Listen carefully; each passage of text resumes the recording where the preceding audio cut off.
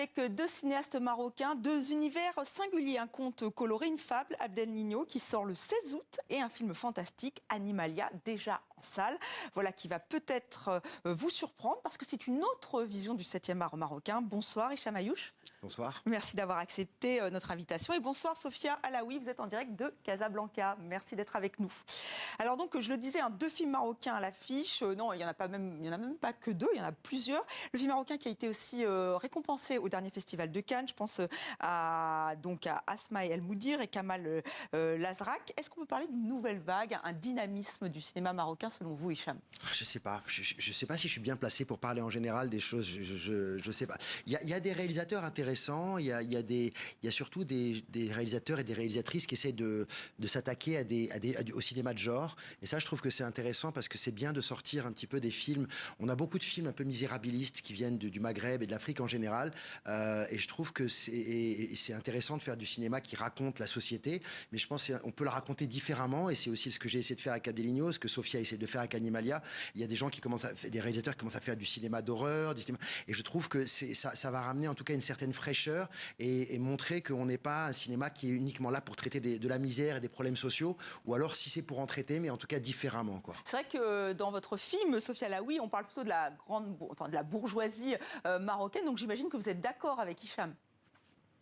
Oui, c'est vrai que je suis assez d'accord avec Hicham. De toute façon, je pense qu'on partage tous un petit peu... en tout cas, quand on parle de cette nouvelle génération-là, en tout cas, ma génération à moi de cinéastes dont fait aussi partie Hicham, partage le même point de vue. Après, moi, je pense que la variété des films est importante, et c'est vrai que ce qui se passe au Maroc est très chouette au niveau aussi international. On va parler de vos films à présent, et notamment le vôtre qui sort donc le 16 août. Abdel Nino, c'est comme une fable. Alors parfois j'ai pensé à Aki Kaurismäki, dans le côté très coloré, puis parfois ces plans un peu d'atmosphère. On va regarder tout de suite la bande-annonce. ولدي عبد الله ولا مجنون بالبرازيل ياكل ماكلة البرازيل ويغني غنى البرازيل ويلبس لبس البرازيل سيدنا الشيخ انا راه عارفه هادشي كله حرام بونجي يا عبد اللينيو انا عزيز عليا ماريا بونجي يا ميامور ايش يا ماريا كنحماق على ماريا ما كايناش شي وحده اخرى من غير ماريا على الشيطان اللي بحالنا على الصباح ضارب الخبز والقرقوب قول لي يا وليدي اش من نمره عجباتك في هذا نمرة زيرو ماريا كاينه ماريا امي اخترتيها بعد بردتك هذه شيم المسلم الصالح الله اغفر له وارحمه. Voilà, un héros qui est comme un Candide du 21e siècle. On rit beaucoup en regardant le film, pas seulement, mais on rit. C'est ce que vous vouliez provoquer ? Abdel Nino, il y a quelqu'un qui a dit qu'il l'a décrit comme un objet cinématographique non identifié. Je trouve que c'était pas mal comme définition. C'est vrai que c'est un film, on en parlait tout à l'heure, c'est un film qui est vraiment qui surfe entre beaucoup de genres. Il y a à la fois de l'absurde, du surréalisme, il y a de la poésie, il y a aussi un propos, c'est une satire parce que c'est aussi un film qui dénonce beaucoup de choses, qui dénonce beaucoup de formes de pouvoir, le pouvoir politique, le pouvoir économique, le pouvoir de la religion. Et en même temps, j'avais envie de raconter toutes ces choses-là et de raconter la société marocaine que je trouve particulièrement surréaliste et qui m'inspire beaucoup. Et c'est complètement schizophrénique. Et qui, pour moi, en tant que conteur, c'est très inspirant. Des fois, vous baladez dans la rue au Maroc, vous avez quelqu'un qui conduit une charrue avec un âne. À côté, il y a la dernière voiture du dernier cri. Là, voilà. Et je trouve que moi, ça m'intéresse et j'avais envie de faire que les gens rient et en même temps d'éveiller les consciences. Que ça soit une comédie, mais une comédie, j'espère, intelligente, poétique et subtile, j'espère. Et il se tourne vers le Brésil. C'est une sorte d'échappatoire parce qu'il étouffe un peu avec sa mère qui veut absolument le marier, puis aussi avec une société qui est très pesante. Le Brésil, pourquoi ? C'est vrai que en tout cas, c'est intéressant parce que ça aurait pu être effectivement un pays occidental ou autre, mais non, le Brésil, là, ça donne un autre champ. Moi, le Brésil, j'ai choisi parce que c'est un pays qui représente dans l'inconscient collectif, dans l'imaginaire collectif, qui représente la liberté, qui représente la liberté du corps, la liberté du sexuel, la danse, la joie. Et c'est vrai qu'en même temps, c'est un pays, je trouvais ça intéressant de faire un parallèle entre deux pays dits du Sud, parce que on l'a vu au Brésil, surtout à l'époque de Bolsonaro. Maintenant, il y a Lula qui est là, donc peut-être, j'espère que ça va aller encore un peu mieux. Mais c'est deux pays qui ont beaucoup de points communs. Il y a une lutte contre la corruption. Il y a des mots mots qui sont communs. Et moi, j'avais aussi envie de créer une passerelle entre ces pays du Sud, entre un pays africain, un pays d'Amérique latine, parce que je trouve qu'il y a beaucoup de choses qui nous unissent. Et en tant qu'Africain, on regarde souvent vers le Nord, on cherche souvent l'appui ou la reconnaissance du Nord. Et moi, je trouve que ça très beau de créer des passerelles poétiques et cinématographiques entre ces deux continents. Et c'était important aussi que le film soit en arabe et en brésilien. Oui, c'est un film où il y a beaucoup de langues. Il y a de l'arabe, il y a l'arabe marocain, l'arabe classique, du portugais, il y a un peu d'anglais. Et donc, c'est un peu la tour de Babel, mon film. Mais ça fait partie un peu de la folie du film. C'est un film qui est un peu, je ne sais pas si je peux qualifier de loufoque ou de foutraque, mais en tout cas, c'est un film qui est très baroque. C'est un film dont je pense qu'on en ressort avec le sourire. Et en même temps, je pense qu'il y a aussi, comme je le disais, de l'émotion, il y a aussi une forme de poésie et il y a une forme de réflexion et de critique, d'autocritique de la société marocaine, quoi. On va voir dans un instant jusqu'où on peut aller dans la critique et l'autocritique. Sophia Alaoui, vous, alors c'est plus le côté surréaliste, mais plutôt le côté fantastique. Je vous propose de regarder donc aussi un extrait de la bande-annonce d'Animalia et on en parle juste après. Et toi, tu sais qu'on va être riche. Tu te rends compte ou pas? Oui, On va pouvoir construire notre maison. ça c'est bien. تنتكو ذكرياتنا في الله ذكرياتنا من تيني ربي افتح مزيان. ولا إني وردت نتيني ما نقدروش نجيو. L'armée bloque les routes vers le lac. On ne laisse pas repartir. Je sais pas ce qui se passe. Je vais appeler le voisin, je vais lui demander d'où ta mère, Rebka.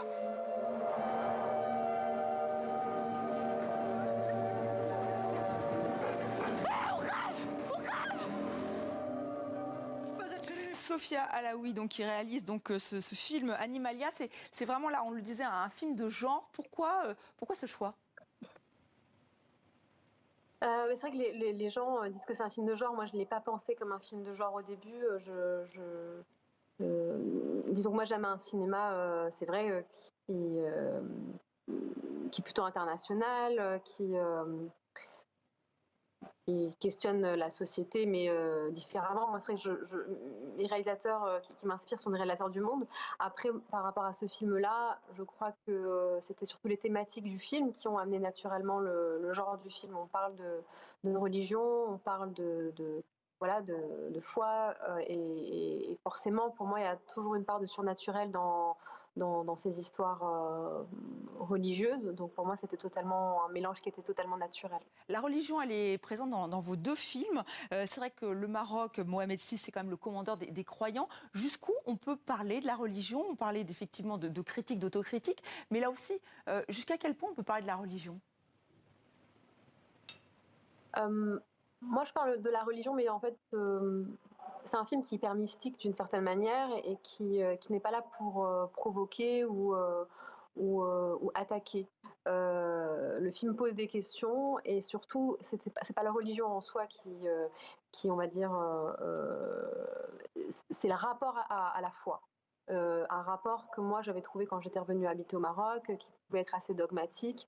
Et donc c'est une question autour du rapport intime que chacun entretient avec sa propre foi.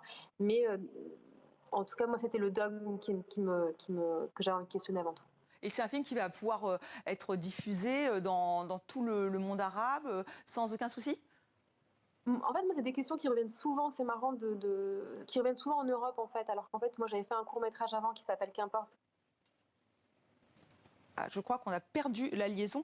Mais vous aussi, je vous pose la même question, Hicham Ayouch, puisque vous parlez de la religion. Alors c'est vrai qu'avec un prophète qui pense plus à l'argent qu'à la religion, et vous faites bien le distinguo. Il est évangéliste. Hein, oui, c'est ça. Mais alors c'est quand même un télé-évangéliste musulman. Oui. C'est nouveau.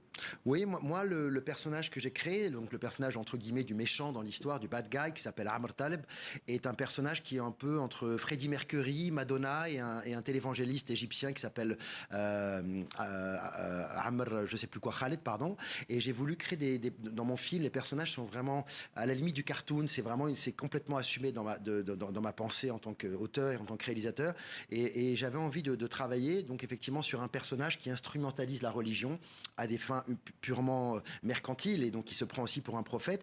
Et j'avais pas envie d'être un peu comme ce que disait à l'instar de Sophia. C'est pas un film qui critique l'islam parce qu'on a souvent beaucoup dans le monde, on critique beaucoup l'islam, notamment en France. Et j'avais pas envie d'apporter une pierre à cet édifice-là. Mais est-ce qu'il n'y a pas une crainte quand même, parce qu'on voit que le village devient un peu comme en Afghanistan, où vraiment, ou comme c'est devenu aussi au Mali, sous les djihadistes, c'est-à-dire plus de musique, interdiction de quoi que ce soit. Il y a une crainte qui sous-tend votre film ou pas? Non, parce que le phénomène des téléévangélistes, d'abord, c'est un phénomène qui ne concerne pas uniquement l'islam.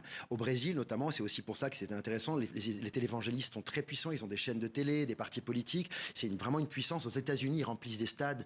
Donc, c'est vraiment quelque chose, c'est notamment dans le christianisme et dans l'islam, qui est très important. Au Maroc, il n'y a pas de personnage qui soit à la mesure de Amr Taleb. Parce que, par exemple, dans mon film, à un moment, je reprends la mélodie de Oh Happy Day, mais je la prends avec, je mets des paroles du Coran dedans. C'est-à-dire qu'il chante avec comme une prière. Et effectivement, il y a toujours un danger dans n'importe quel pays du monde que la foule se fasse manipuler, parce que la foule, par essence, est facilement manipulable. Et Amr Taleb, justement, est une forme, une espèce d'islamiste 2.0, c'est-à-dire qu'il n'utilise pas la violence, il n'utilise pas la coercition, mais il utilise des shows, il fait des spectacles, des sons et lumières, et je pense que c'est une façon encore plus habile, à l'heure actuelle, de pouvoir manipuler les foules. Parce qu'il y a certains films encore aujourd'hui, comme Barbie, qui a donc dépassé le $1 milliard, mais qui est interdit au Liban, qui est interdit au Koweït. Donc la censure, elle est là, elle existe. Quand vous tournez, ce film, il va être diffusé un peu partout. Vous y pensez? Non, le film est sorti au Maroc. Bon, malheureusement, il a été interdit aux moins de 16 ans, parce qu'il y a un ou deux bisous dans le film. Et bon, à un moment, un des personnages, Mouka, montre une femme nue dans un magazine porno. Donc j'étais un peu déçu qu'il soit interdit aux moins de 16 ans, parce que je pense que les ados auraient kiffé le film. Je parle comme un ado d'ailleurs. Mais non, il n'y a pas eu de censure, mis à part celle-là. Après, je pense on peut pas échapper à la censure. La censure, elle existe dans tous les pays. Elle peut exister en France, aux États-Unis, mais elle prend différentes formes. Elle peut être politique, elle peut être économique. Il se trouve qu'au Maroc, moi, le film a été financé par le CCM, il a été vu. Je pense que il y a des gens qui sont peut-être conservateurs. La frange conservatrice du pays, il l'a sûrement pas aimé. D'ailleurs, ils l'ont boycotté, ils n'ont pas été le voir. Au début, avant, ils étaient magnifiques, les islamistes, parce que quand il y avait un film, ils le critiquaient, c'était nos attachés de presse gratuits. Maintenant, ils ont compris, donc ils ont arrêté de le faire. Ils disent juste aux gens de ne plus aller le voir. Mais voilà, c'est leur nouvelle. Très, très discret. Et d'ailleurs, c'est facile au cinéma. Il y a des cinémas au Maroc, parce que ça, c'est toujours aussi le problème de la diffusion. Alors peut-être plus dans certains pays que d'autres, mais au Maroc, où est-ce qu'on va voir? Il y a beaucoup de cinéma? Non, malheureusement, il y a de moins en moins de cinémas. Les cinémas ferment, comme dans la majeure partie des pays du monde. Il reste, je ne sais pas, il y en avait peut-être 70 il y a 5 ans, et si je ne dis pas de bêtises, il doit peut-être avoir une trentaine de salles dans tout le pays. Donc quand moi, mon film est sorti, il est sorti dans une dizaine de salles. Donc c'est assez triste comme constat, mais c'est aussi quelque chose qu'on vit en France. Par exemple, le film sort en France le 16 août.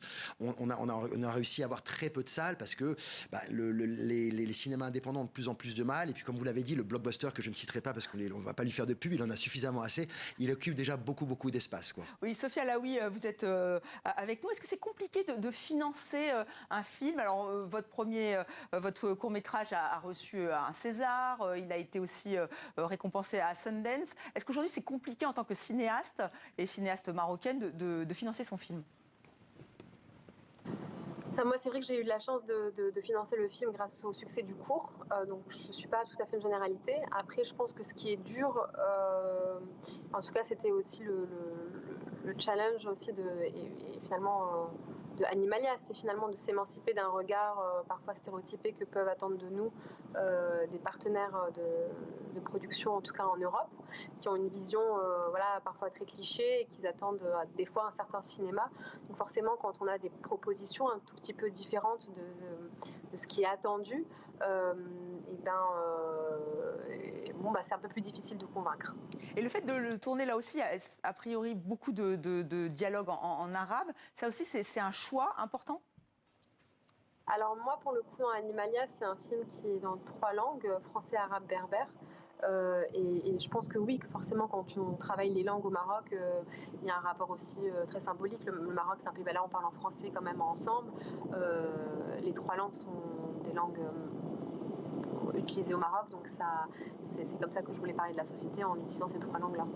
Et alors vous effectivement, je parlais tout à l'heure de la censure, du rapport avec la censure, avec, on va pas citer ce film, mais qui n'est ce blockbuster hollywoodien qui est interdit au Liban, au Koweït. Est-ce que vous y pensez quand vous écrivez un scénario, quand vous tournez un film? Non, parce que encore une fois, je ne sais pas si comme j'ai été coupée tout à l'heure par rapport à, on parlait du Maroc. Moi, je trouve que souvent, on a l'impression que le Maroc est. Alors oui, il y a des conservateurs, c'est ce que disait Hicham. Il y a évidemment toujours et dans tous les pays si je dirais voilà, des idiots et des gens un peu bêtes qui ont passé à côté du film critiqué. Mais je pense que le Maroc est beaucoup plus ouvert, en tout cas, que ce que l'Europe peut imaginer. Donc moi, j'ai plutôt hâte des échanges autour de ça. Barbie a été très bien accueilli, n'a pas été censuré. On a eu un film qui a représenté les Oscars l'an passé, qui était un film qui traitait de l'homosexualité. Donc voilà, c'est aussi ces clichés-là qu'il faut aussi abolir parce que je pense qu'on peut aussi parler de plein de choses au Maroc. Voilà. Après, c'est toujours comment on peut le raconter, je pense. Et forcément, quand on va dans la provocation, je crois que c'est vraiment la vie. Si on va voir quelqu'un et qu'on l'insulte, il va être un peu plus fâché contre nous, en vrai. Donc voilà.